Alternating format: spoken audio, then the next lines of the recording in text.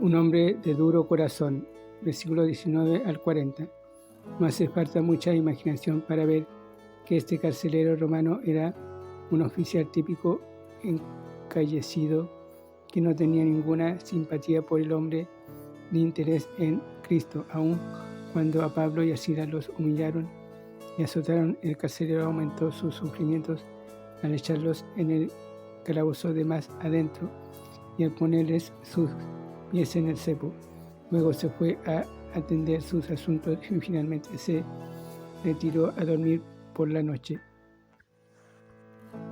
Pero de noche su cántico estará conmigo.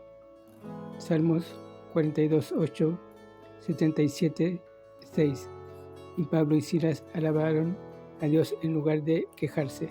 ¿Qué testimonio fue esa reunión? A medianoche Dios obró y sacudió la cárcel de modo que todos los prisioneros quedaron libres. Si un carcelero romano perdía un prisionero, significaba que le quitaban su vida, de modo que no sorprende que el carcelero al despertarse trató de suicidarse. Este es Satanás el homicida obrando de nuevo, porque si Pablo no hubiera calmado y detenido al carcelero, este hubiera muerto y se hubiera ido al infierno. Pero según ocurrió, el amor de Pablo y la gracia de Dios tocaron el corazón del hombre y él se convirtió. En este pasaje que se refuta se llama salvación de familia. Los hijos no pueden salvarse simplemente porque sus padres lo son, y tampoco se debe bautizar niños que no han creído en Cristo. La promesa de salvación fue para toda la casa, familia del carcelero, versículo 31. Toda la familia oyó la predicación, versículo 32, y toda la familia se bautizó, versículo 33. Pero debido a que toda la familia creyó, versículo 34, por más que echemos a volar la imaginación, no se puede concebir que los infantes comprendieron la palabra y creyeron. El carcelero demostró que se había convertido verdaderamente al lavarle las heridas a los discípulos y darles de comer en casa.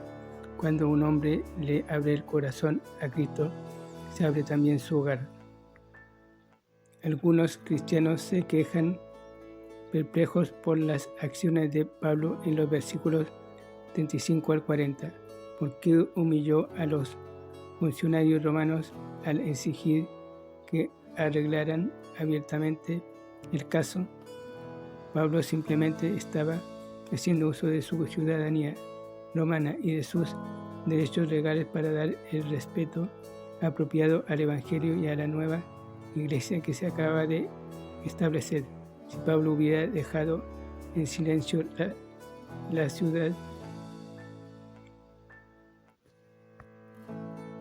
sus habitantes hubieran pensado que había sido culpable y esto hubiera estorbado el trabajo de la iglesia. No es incorrecto que los cristianos usen sus derechos legales en tanto y en cuanto promuevan la causa de Cristo.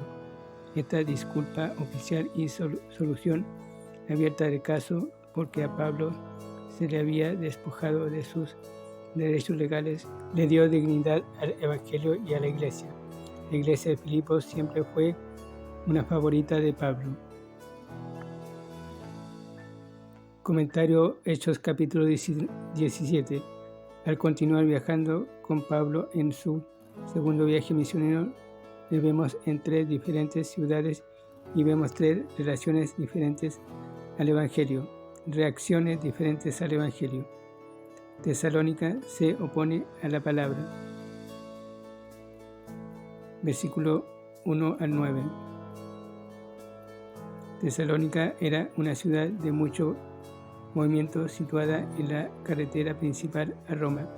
Había muchos judíos en la ciudad, de modo que Pablo empezó, según su costumbre, en la sinagoga, discutiendo con ellos 3 semanas. Les abrió las Escrituras, lo cual es el deber de todo el que predica o enseña la palabra. Lucas capítulo 24, versículo 32. Algunos judíos creyeron, una multitud de griegos judíos prosélitos creyeron y muchas de las mujeres líderes, pero como siempre es el caso, Satanás se opuso mediante los incrédulos.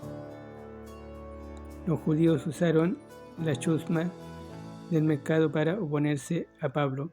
Los apóstoles se habían alojado con un tal Jasón, de modo que fue en casa de este que la chusma concentró sus ataques. Si es el mismo Jasón que se menciona en Romanos capítulo 16, versículo 21,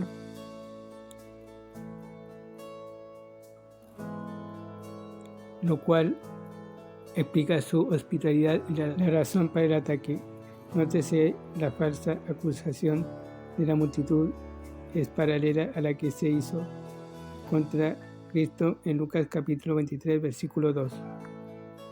Si usted lee 1 y 2 Tesalonicenses, Pablo las escribió desde Corintio. Poco tiempo después verá cuánta doctrina le dio Pablo a esa gente en pocas semanas. Les habló del reino venidero de Cristo, el levantamiento del hombre de pecado y muchas otras cuestiones importantes. Nunca debemos pensar que los nuevos creyentes son muy inmaduros como para recibir todo el consejo de Dios. El ministerio de Pablo debe haber sido muy eficaz porque el enemigo le acusó de haber trastornado al mundo.